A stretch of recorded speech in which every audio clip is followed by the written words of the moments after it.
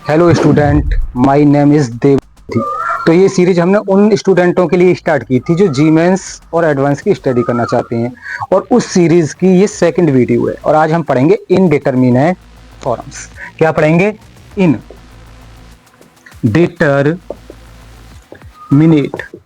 Indeterminate forms.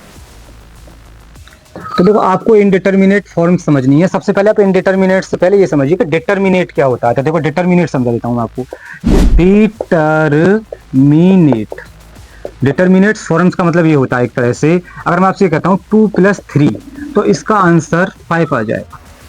एक fix answer आ गया तो इसको बोलते हैं डिटरमिनेट। जैसे मैं आपसे कह दूं कि भाई 4+5 तो ये 9 आ गया, तो ये डिटरमिनेट है क्योंकि इसका एक फिक्स आंसर है, इसका भी फिक्स आंसर है। ठीक। और एक होता है जैसे 1 कहीं 0 आ जाता है, अगर डिनोमिनेटर में अगर 0 आ जाता है तो उसे बोलते हैं अनडिफाइंड। अनडिफाइंड भाई, उसे अनडिफाइंड बोल देते हैं हम। अगर कभी भी डिनोमिनेटर में 0 आ जाए तो अनडिफाइंड। अनडिफाइंड का मतलब होता है उसका कोई भी आंसर नहीं है, उसे हम डिफाइन ही नहीं कर सकते हो। ठीक। अब आ जाता है भाई इनडिटरमिनेट। देखो, डिटरमिनेंट क्या होता है? जिसका एक फिक्स आंसर हो, एक तरह से कांस्टेंट। अनडिफाइंड क्या होता है? जिसका कोई आंसर ना हो, कोई भी आंसर ना हो, उसको डिफाइन ही ना किया जा सके। ठीक है। कुछ लोग इसको 1/0 को देखो इन्फिनिटी बोल देते हैं, मगर हम इन्फिनिटी नहीं बोल सकते। ठीक। उसी डिटेल में हम समझा दूंगा अभी क्लियरटी करके मैं आपको। अब आता है हमारा, कुछ एक्सप्रेशन ऐसे होते हैं जिनके बहुत सारे आंसर होते हैं। जैसे मैं आपसे कह देता हूं कि कभी भी 0 मतलब 10 to 0/10 ये ऐसा एक्सप्रेशन है, इसके सो मेनी आंसर हैं। इसका आप 1 भी दे सकते हो, 2 भी दे सकते हो, 3 भी, 4 भी, 5, इस तरह से कोई भी रियल नंबर, मतलब बहुत सारे आंसर, तो उसको बोलते हैं इनडिटरमिनेंट। मतलब उसका कोई फिक्स आंसर नहीं है। 1 कहोगे फिर भी ठीक माना जाएगा, 2 कहोगे फिर भी ठीक है, 3 आंसर कहोगे फिर भी ठीक है, 4, 5, मतलब कोई भी रियल नंबर, कोई भी फाइनाइट नंबर उसका आंसर हो सकता है। उसको बोलते हैं इनडिटरमिनेट फॉर्म्स। तो बताइए, इनडिटरमिनेट फॉर्म आप समझ पाए? डिटरमिनेंट जिसका एक फिक्स आंसर हो, एक तरह से कांस्टेंट। अनडिफाइंड, अगर कभी भी 0 आ जाता है आपका डिनोमिनेटर में तो अनडिफाइंड हो जाता है, तो ये अनडिफाइंड बोलते हैं। और ऐसा एक्सप्रेशन जैसे 0/0 मतलब 10 to 0/10 में समझा दूंगा आपको। तो 10 to 0 का होता है वो एक्चुअली 0 नहीं है, ठीक है, एग्जैक्ट 0 नहीं है। तो उसका आंसर 1 भी हो सकता है, 2 भी, 3 भी, 4 भी, 5 भी, मतलब so many answer, so many resultant. ठीक। सो मेनी रिजल्टेंट उसके हो सकते हैं, उसको ही बोलते हैं इनडिटरमिनेट फॉर्म्स। तो ठीक है, इनडिटरमिनेट फॉर्म के बारे में आप देखो समझिए। तो मैंने आपको समझाया है डिटरमिनेट। तो देखो, डिटरमिनेट का मतलब आप समझ लीजिए। डिटरमिनेट का मतलब होता है जिसका एक फिक्स आंसर हो उसे डिटरमिनेट कहते हैं, और जिसका कोई भी आंसर ना हो उसे अनडिफाइंड कहते हैं, और जिसके बहुत सारे आंसर हों, सो मेनी आंसर्स, तो उसे बोलते हैं इनडिटरमिनेट।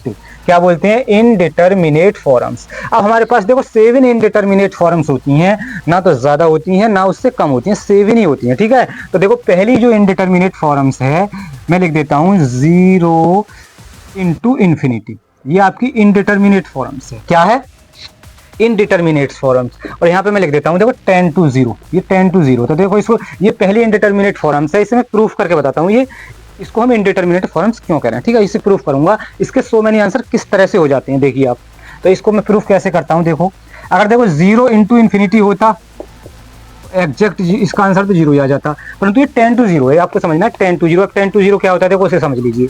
10 to 0 ये होता है कि डज नॉट इक्वल टू 0 मतलब क्लोजर टू क्लोजर 0, मतलब 0 के ऑलमोस्ट 0 है। ऑलमोस्ट 0 कैसे? जैसे 10 to 0 में आपसे बोलता हूँ 10 to 0 क्या होता है, तो 10 to 0 का मतलब यही बताओगे कि जैसे 0.00001, किसी के लिए 10 to 0 ये हो सकता है, किसी के लिए 10 to 0 0.0000001, किसी के लिए 10 to 0 देखो ये वैल्यू हो सकती है। मतलब वो वेरिएबल की तरह वर्क करता है, वेरिएबल मतलब वेरिएबल की तरह। Does not a fix number, एक तरह से वेरिएबल है, बदलती रहती है वैल्यू, ऑलमोस्ट 0 के इक्वल है। तो ये 10 to 0 होता है। अब देखो इसको कैसे प्रूफ करेंगे, अब आ जाइए आप लोग। तो आप समझ पाए 10 to 0 मैंने क्या समझाया कि लगभग 0 है, वो ऑलमोस्ट 0 है, परंतु 0 के इक्वल नहीं। अब हमें ये प्रूफ करना है कि ये इनडिटरमिनेट फॉर्म से, यही तो प्रूफ करना है। तो उसके लिए सबसे पहले देखो मैं क्या समझूंगा। सबसे पहले आपने पढ़ा होगा किसी भी नंबर की मल्टीप्लिकेशन, अगर हम 0 में कर देते हैं आंसर 0 आता है। किसी भी नंबर की मल्टीप्लिकेशन अगर 0 में करते हैं आंसर 0 आता है। यहाँ तक कि मैं इन्फिनिटी, कोई रियल नंबर है उसमें अगर 0 की मल्टीप्लिकेशन करता हूँ तो आंसर 0 आता है। और यहाँ तक कि मैं इन्फिनिटी में भी अगर 0 की मल्टीप्लिकेशन करता हूँ तो आंसर 0 आता है। ये हमें बताया गया है, ये भाई छोटे बच्चे जानती हैं, ठीक है। तो ये क्या है कि अगर किसी भी नंबर की अगर मैं मल्टीप्लीकेशन जीरो में कर देता हूँ, जीरो में, किसमें, जीरो में, तो आंसर जीरो। 6 की मल्टीप्लीकेशन जीरो में की तो आंसर जीरो हो गया, और इसकी सी की मल्टीप्लीकेशन जीरो में करते तो आंसर जीरो आता है। देखो तो इस तरह से कैसे प्रूफ करेंगे इसे, ये तो आपने पढ़ा ही होगा। इधर आ जाइए आप लोग। अगर मैं देखो आपसे ये कहता हूं कि 1/इन्फिनिटी, इसका आंसर मैं आपसे पूछता हूं तो हमें ये बता दिया गया है कि इसका आंसर जीरो होता है, ये हमें बताया गया है। अगला अगर मैं ये कहता हूं कि 2/इन्फिनिटी, अगर मैं 2/इन्फिनिटी कहता हूं तो इसका आंसर भी मुझे जीरो बताया गया है। यहाँ तक कि मैं ये बोलता हूं कि 3/इन्फिनिटी, तो इसका आंसर भी जीरो होता है। यहाँ तक कि मैं कोई भी रियल नंबर अपॉन इन्फिनिटी ले लेता हूँ, कोई भी रियल नंबर, तो उसका आंसर जीरो बताया गया है। बट ये बात हाई स्कूल स्टैंडर्ड तक ठीक है, ठीक है। अगर हम डीपली पढ़ेंगे तो इसका आंसर देखो जीरो नहीं होता है। इसका आंसर जीरो क्यों नहीं होता है? अगर मैं इसका आंसर जीरो ही मान लेता हूँ, आप ये समझिए कि भाई ये जीरो कैसे हो जाएगा। फील करके देखिए कि मेरे पास 1 किलो कोई मटेरियल है, जैसे मेरे पास लोहा 1 किलो, अगर मैं उसके इन्फिनिटी टुकड़े करूँ, इन्फिनिटी का मतलब बहुत सारे टुकड़े कर दूँ उसके, मतलब इन्फिनिटी का मतलब ये होता है लार्जर टू लार्जर, तो अगर बहुत सारे टुकड़े करूँ तो उसका आंसर, जैसे एक टुकड़ा कोई आया, बहुत सारे आंसर करके 1000 टुकड़े किए या 1 करोड़ टुकड़े किए, उसमें से 1 पॉइंट ये हो गया, 1 पॉइंट। अब इसका तुम वेट करोगे तो एग्जैक्ट जीरो तो आ नहीं जाएगा, कुछ तो उसमें वेट होगा, तो ठीक, तो एग्जैक्ट जीरो तो इसे कह नहीं सकते, तो हम लोगों ने एग्जैक्ट जीरो हमें बताया गया था। चलो देखो और इस तरह से कैसे इसे प्रूफ, ये गलत प्रूफ ऑटोमेटिक हो जाएगा। देखो मैथमेटिकली कैसे गलत प्रूफ होगा। अगर मैं इसे इधर ले जाता हूँ, देखो ले जाइए, अगर मैं ऐसे ले जाता हूँ कि 0 × ∞, तो देखो आप क्या समझ पा रहे हो कि अगर 0 की गुणा इन्फिनिटी में करते तो आंसर तो जीरो आता है। भाई 0 की गुणा इन्फिनिटी में करोगे आंसर जीरो आएगा, मतलब 0 की जो मल्टीप्लीकेशन है, अगर आप 0 की मल्टीप्लीकेशन किसी भी नंबर में करोगे इन्फिनिटी में भी तो आंसर जीरो आता है, जीरो। मगर यहाँ पे क्या आएगा, 0 की मल्टीप्लीकेशन इन्फिनिटी में कर रहे हो 1 आ रहा है, तो इसलिए रॉन्ग प्रूफ नहीं हो गया ये। भाई रॉन्ग प्रूफ हो गया जब ये बात सही है, या तो इसका आंसर जीरो ही आना चाहिए था, मगर इसको अगर हम सही माने तो हमें ये मानना होगा, हमें ये कंसीडर करना होगा कि 0 × ∞ 1 ही होता है। अब देखो इधर इसे ले जाइए, अगर मैं इसे इधर ले जाता हूं, लो, तो क्या होगा मेरा, क्या 0 × ∞ का आंसर देखो 2 आ रहा है, जबकि 0 × ∞ तो जीरो होता है, तो इसलिए ये भी एक्सप्रेशन गलत हो गया, ये भी एक्सप्रेशन रॉन्ग हो गया हमारा। इसी तरह से इसे देख लो आप, तो ये भी एक्सप्रेशन देखो रॉन्ग हो गया, क्योंकि ऐसा तो संभव है ही नहीं। भाई ऐसा कैसे संभव हो जाएगा आप बताइए, रॉन्ग एक्सप्रेशन है। कैसे है रॉन्ग?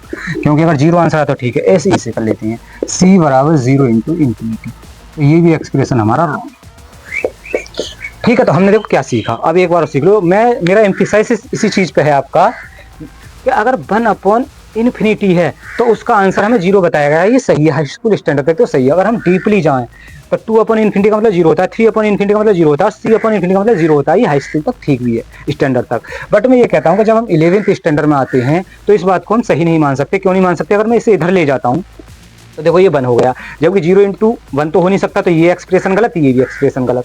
अगर मैं इसको इधर ले जाता हूँ तो ये एक्सप्रेशन गलत, ये भी एक्सप्रेशन गलत हो गया, रॉन्ग हो गया। इससे इधर ले जाता हूँ, ये रॉन्ग हो गया, तो ये भी। भाई 0 × ∞ को आप 3 बोल दोगे तो ये एक्सप्रेशन आपका गलत होगा। तो हमने क्या सीखा?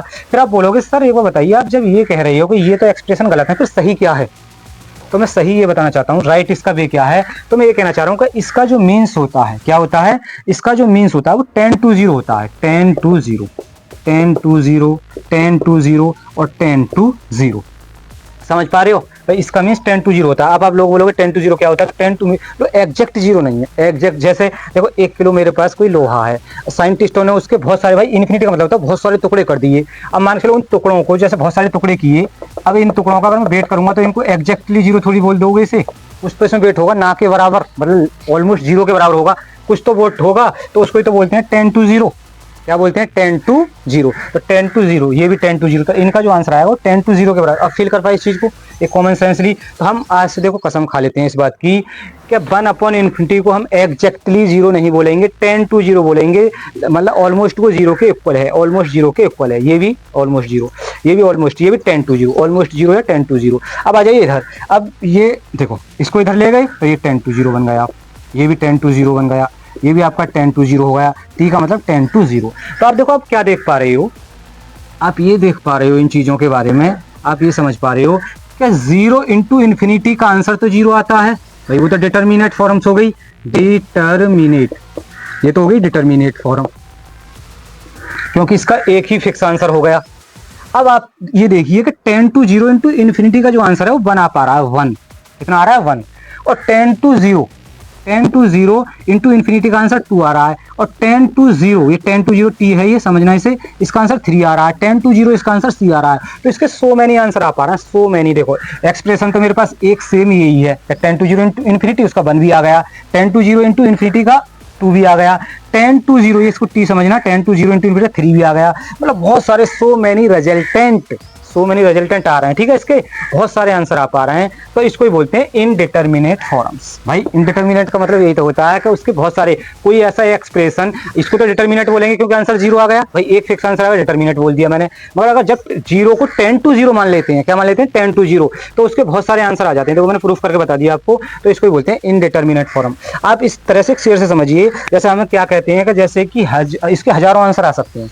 तो एक शेर के थ्रू समझाता हूँ कि हजारों ख्वाहिशें ऐसी कि हर ख्वाहिश पे दम निकले, और जितने भी निकले मेरे अरमा वो सब कम निकले। इनडिटर्मिनेट का मतलब ये होता है हजारों ख्वाहिशें, ठीक, हजारों आंसर्स। तो समझ में आ गया आपके भाई? तो ये आपके, तो मैंने आप बताओ प्रूफ कर दिया पहला इनडिटर्मिनेट फॉर्म, आपके समझ में आ पाया इनडिटर्मिनेट फॉर्म किसे कहते हैं, ठीक है। अब मैं दूसरी इनडिटर्मिनेट फॉर्म्स पे आ जाता हूँ।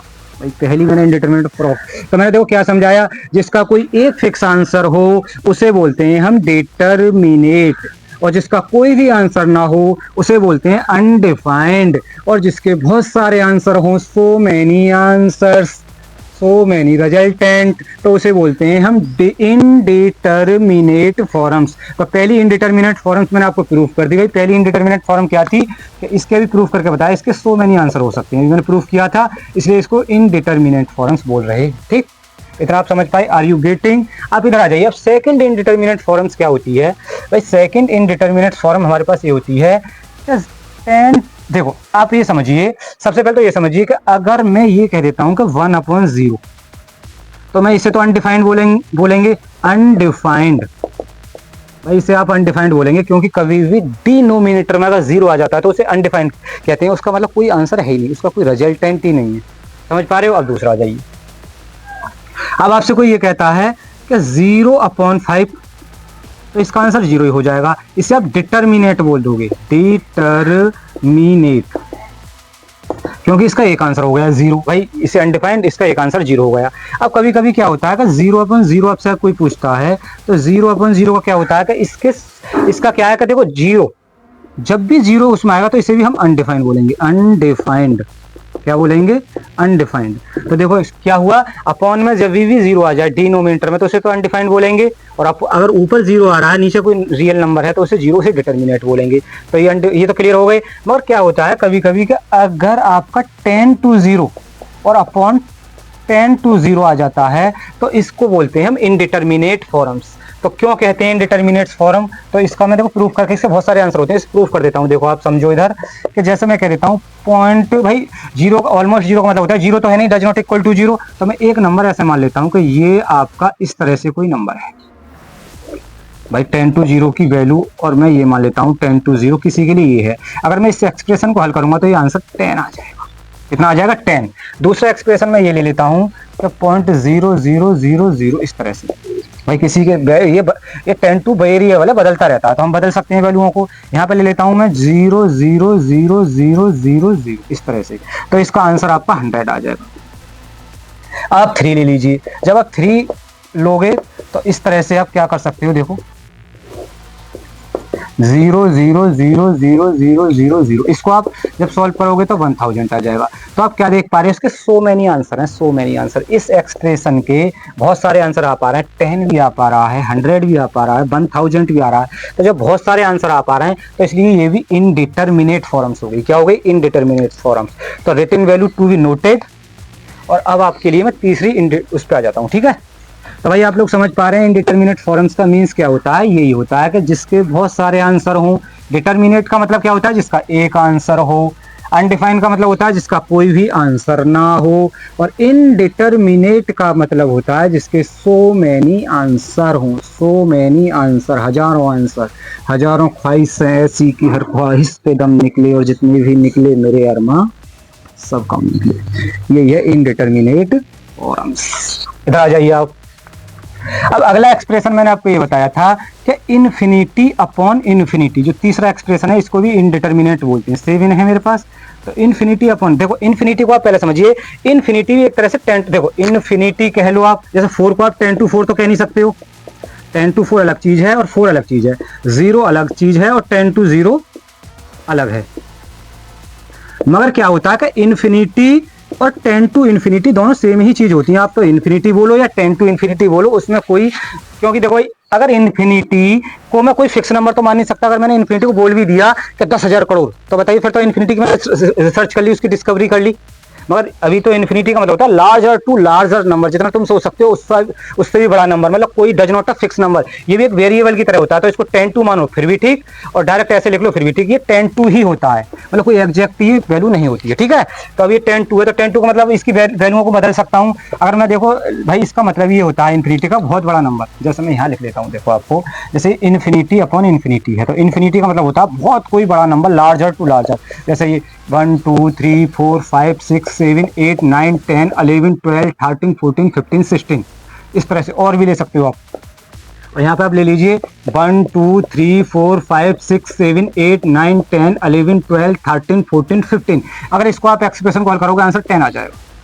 अगला ले लीजिए आप, भाई वेरिएबल है, वैल्यू चेंज कर सकते हो आप। वेरिएबल का मीन्स यही है कि भैया 10 to का मतलब यही होता है कि उसकी वैल्यू चेंज कर सकते हो। तो इन्फिनिटी की वैल्यू चेंज कर सकता हूँ, तो मैं क्या कर सकता हूँ, 1 2 3 4 5 6 7 8 9 10 11 12 13 14 15 16 17 18, ठीक। और यहाँ पे मैं ले सकता हूँ 1 2 3 4 5 6 7 8 9 10 11 12 13 14 15 16, तो ये 16 हो गई। तो इसको अगर आप सॉल्व करोगे, जब इस एक्सप्रेशन को, जब आप इस एक्सप्रेशन को सॉल्व कर पाओगे, इस एक्सप्रेशन को सॉल्व कर पाओगे, तो इसकी वैल्यू 100 आ जाएगी। तो इस तरह से इसकी देखो 100 भी आ रही है, 10 भी आ पा रही है, 100 भी आ पा रही है, और इसी तरह से और बदल जाएंगी।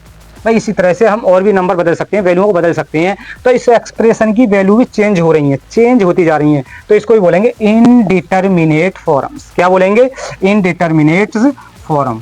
भाई इनडिटर्मिनेट फॉर्म्स बोलेंगे, ठीक है। तो आप क्या है, written value to be noted.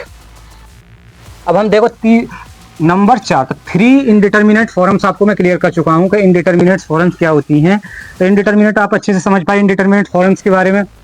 तो देखो इनडिटर्मिनेट फॉर्म्स का मतलब ये होता है जिसके बहुत सारे आंसर हो, और डिटर्मिनेट का मतलब जिसका एक आंसर हो, और अनडिफाइंड का मतलब जिसका कोई भी आंसर ना हो, जैसे डिफाइन। अब देखो नंबर 4 पे आपकी आती है इन्फिनिटी माइनस इन्फिनिटी।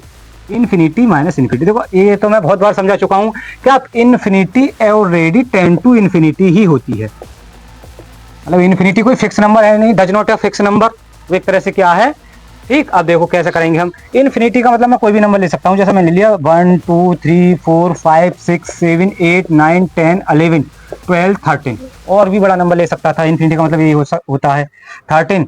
1 2 3 4 5 6 7 8 9 10 11 12 13, ये भी 13 हो गए। इस एक्सप्रेशन की वैल्यू 10 आ जाएगी। क्या आ जाएगी? 10। अगला ले लीजिए अब इन्फिनिटी का, भाई वेरिएबल चीजों को बदल सकते हैं।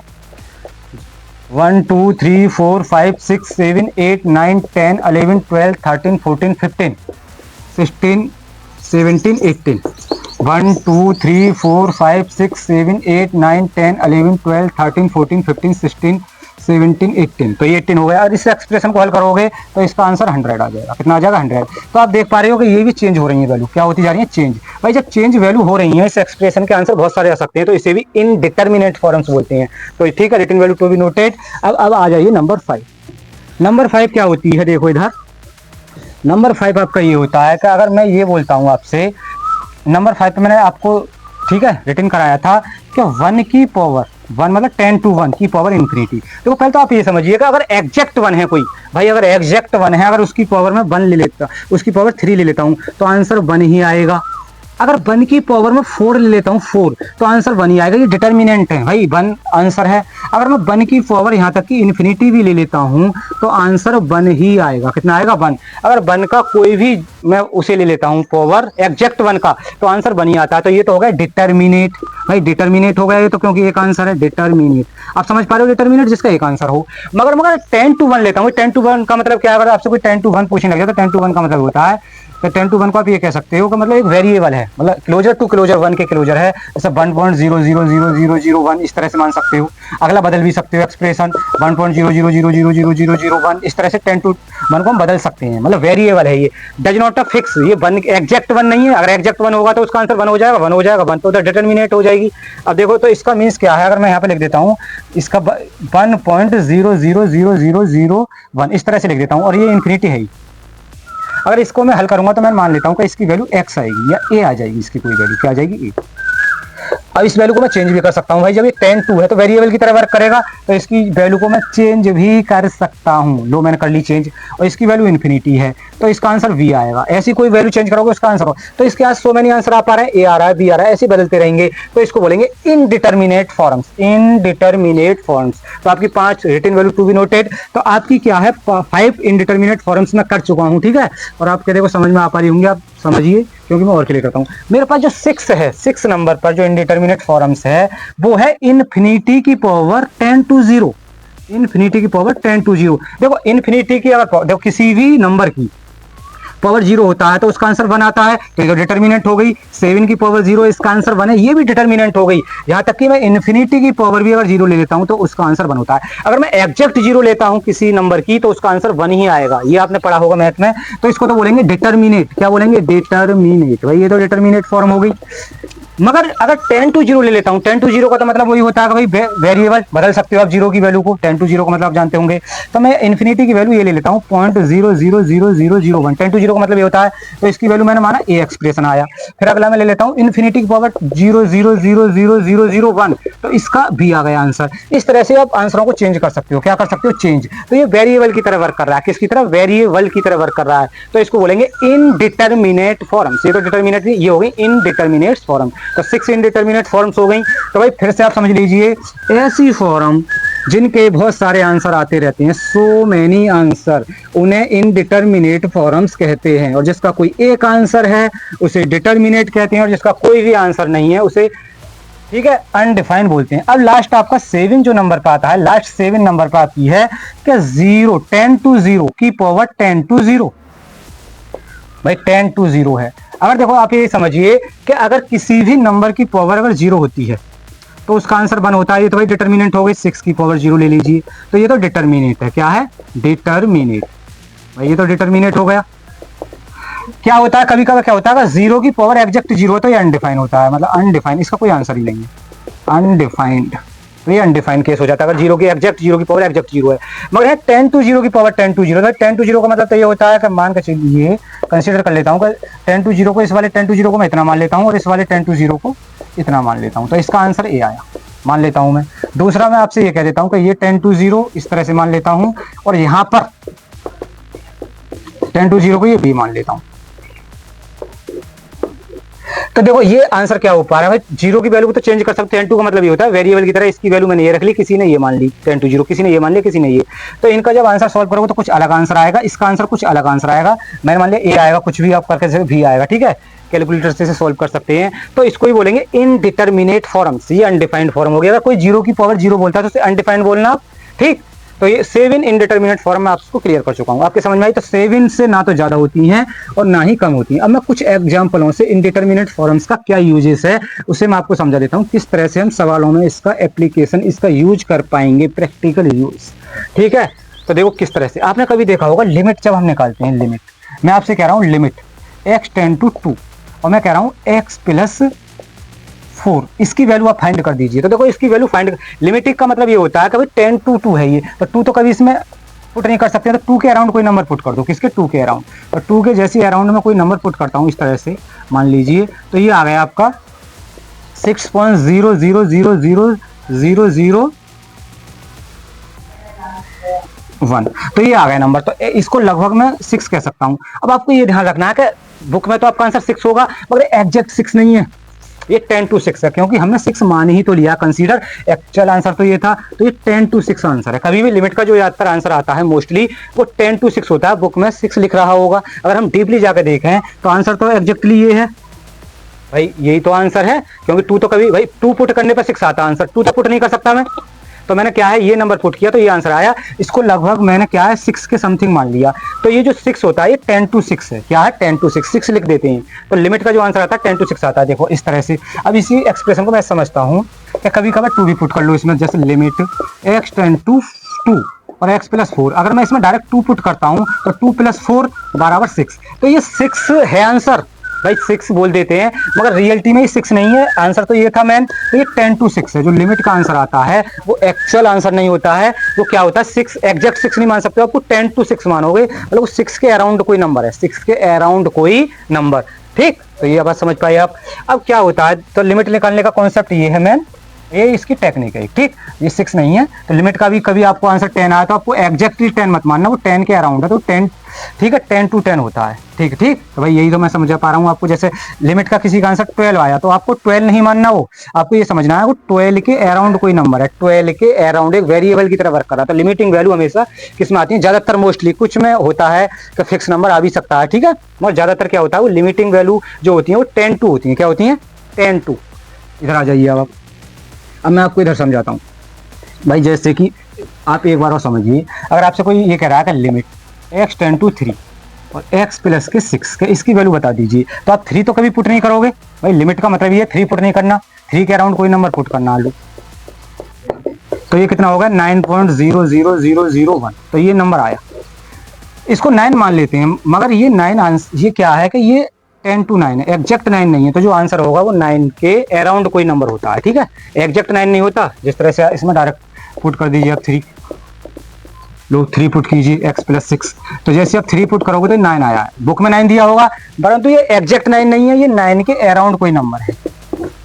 भाई हम 9 इसे मान रहे हैं मगर 9 नहीं है, 9 के अराउंड, मतलब 10 to 9 है। तो इसका आंसर हमेशा 9, कभी भी लिमिट का जो आंसर आता है आप ये सब अपने दिमाग में ये फीड कर लीजिए, वो अराउंड 9 होता है, मतलब 10 to 9 होता है। ठीक है, ये क्लियर हो गया। अब मैं आपको एग्जाम्पल से और समझाता हूँ। तब तक हमने क्या समझा, जो लिमिटिंग आंसर होते हैं ज्यादातर मोस्टली जो लिमिट का आंसर आ पाता है वो जो जितना भी आंसर आएगा वो 10 to आता है हमेशा। 10 to उसके अराउंड कोई आंसर आता है, हमें लिखने के लिए हम बोल देते हैं उसे। अब देखिए इधर, जैसे मैं बोलता हूँ limit x square minus 1 upon x minus 1।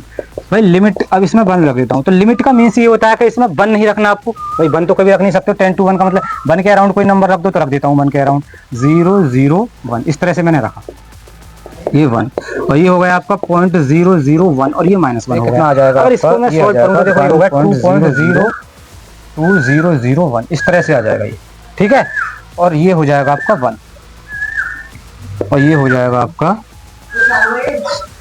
और इसमें कितना है 3, तो आप यहाँ पॉइंट लगा लो और ये हो जाएगा आपका 0.01 -1। इस तरह से अब इसको सॉल्व करो आप। तो सॉल्व पर क्या करोगे आप 0.0001 कितना रहेगा ये, और ये आ जाएगा आपका 0.001। समझ में आ पा रहा है आपको। देखो अब इसको अगर मैं सॉल्व करूं तो ये आ जाएगा 2.001, इतना आ जाएगा, और लगभग 2 के इक्वल। तो आपको ये समझना है ये 2 नहीं है। भाई क्या समझाया था मैंने, ये एक एक्सप्रेशन था, इसमें मैंने 1 तो कभी भी करते नहीं है भाई। लिमिट का मतलब यही होता है कि 1 आप फिट उसे नहीं कर सकते उसमें पुट। तो 1 के अराउंड कोई नंबर पुट कर लिया मैंने, जैसे पुट किया इसका एक्सप्रेशन ये आ गया, इसको माइनस किया तो इतना आ गया ये। ठीक, ये समझ पा रहे होंगे। इसको जब सॉल्व किया तो ये इतना आ गया 2.001। तो क्या हो गया, लगभग 2 के अराउंड है ये। तो इसको क्या है, ये 10 to 2। आंसर तो आपको 2 होगा। तो जो आंसर आता है 2 वो एग्जैक्ट 2 नहीं है, वो इसको ही 2 मान लिया था, मतलब 2 के अराउंड कोई नंबर है। अब आ जाइए इस, ठीक, इससे समझ पाए आप। अब मैं आपसे ये कहता हूँ कि डायरेक्ट लिमिट रख के इसकी वैल्यू निकालता हूँ मैं। इसकी टेक्निक ये है कि एक्स स्क्वायर माइनस 1। अब मैं डायरेक्ट 1 रख के इसका आंसर पुट करने की कोशिश करता हूँ। ये टेक्निक होती है लिमिट निकालने की। एक्चुअली मेथड तो यही है, ये लिमिट है तो 1 रख देता हूँ इसमें। तो ये तो हो गया 1 का वर्ग, ये हो गया 1, ये हो गया 1 - 1। तो 1 - 1 ये 0/0 की फॉर्म होगी। अब आपको ये समझना है कि ये 0/0 नहीं है भाई। अगर ये 0/0 होगा तो इसको अनडिफाइंड बोलो। अनडिफाइंड मैंने समझाया था कि 0 अगर डिनोमिनेटर में अगर 0 आता है तो उसे अनडिफाइंड बोल देंगे। मगर ये 0/0 नहीं है। ये क्या है इसे समझिए आप भाई। ये 0/0 नहीं है, ये है आपका 10 to 0/10 to 0। क्योंकि लिमिट का आंसर जो होता है वो ज्यादातर 10 to में आता है। हम 10 to लिखते नहीं है, वो अलग बात है कि हम लिखते नहीं है। तो जो ये आंसर आया ये 10 to 0/10 to 0 आया। जैसे ये 2 आंसर 2 लिख रहे थे, परंतु ये 10 to 2 था, क्योंकि रियलिटी में तो 2 के अराउंड कोई नंबर है। ये 2 मानी तो लिया है, इसलिए 0 मान ही रहे हैं, मगर ये 10 to 0 है। 10 to 0 जब ये 10 to 0/10 to 0 तो ये होगी indeterminate forms. Indeterminate indeterminate forms. भाई ये इनडिटर्मिनेट फॉर्म्स हो गई। अब जब ये इनडिटर्मिनेट फॉर्म्स हो गई तो हमें क्या करना होगा, इनडिटर्मिनेट के तो बहुत सारे आंसर होते हैं, 1 भी हो सकता है आपका, 2 भी हो सकता है, 3 भी हो सकता है आंसर, 4 भी, 5 भी, मतलब बहुत सारे आंसर हो सकते हैं, मतलब सो मैनी। भाई इंडिटरमिनेट का मतलब ये होता है उसके हम कोई भी आंसर लिखे तो ऐसे तो पूरी एक बुक भर जाएगी भाई, लिखते लिखते आंसर ही खत्म नहीं होंगे। तो इसलिए हम क्या करते हैं कि इसको इस या तो इस मेथड से निकालिए, ये मेथड लॉन्ग होता है जो एक्चुअली मेथड है। जब हम डायरेक्ट पुट करके वैल्यू निकालते हैं तो उसमें क्या इंडिटरमिनेट फॉर्म बन जाती है। जब इंडिटरमिनेट फॉर्म बन जाएगी तो उसके सो मैनी आंसर हो सकते हैं। तो हम क्या करते हैं, इंडिटरमिनेट फॉर्म्स को रिमूव करते हैं कुछ टेक्निकों से, कुछ टेक्निकों से, ठीक है। तो टेक्निक क्या लगाते हैं हम, देखो उसकी टेक्निक ये होती है, जैसे फैक्टराइजेशन मेथड से निकाल सकते हैं इसे, तो फैक्टराइजेशन मेथड करके इस क्वेश्चन को कर सकते थे। देखो किस तरह से कर सकते थे, जैसे इसका क्या हमारा वो ना, ठीक, ये आपका 1 है तो ये हो गया x+1, इसके हमने ठीक फॉर्मूला ये क्या कर दिया, पुट कर दिया, इसके फैक्टर कर दिए, ये हमने फैक्टराइजेशन, इससे कैंसिल हो गया। तो ये क्या आ गया, लिमिट x टेंड टू 1, और ये हो गया x+1। अब इसमें 1 पुट कर देता हूं मैं, जैसे इसमें 1 पुट करूंगा तो ये 2 आ गया आंसर, कितना आ गया 2। अब आपको ये ध्यान रखना है कि एग्जैक्ट 2 नहीं है भाई, ये ही तो एक फंडा है कि इसमें एग्जैक्ट 2 नहीं है, 2 मान रहे हैं क्योंकि हमने एग्जैक्टली 1 तो पुट किया ही नहीं था, एक टेक्निक है 1 पुट कर रहे हैं, 1 पुट करके निकाल रहे हैं इसको, तो ये 2 नहीं है, ये आंसर एक तरह से 2 लिख रहे हैं मगर ये 10 to 2 है, डीपली से पढ़ोगे ठीक है। तो इनडिटर्मिनेट फॉर्म को आप समझ पाए। Thanks for watching.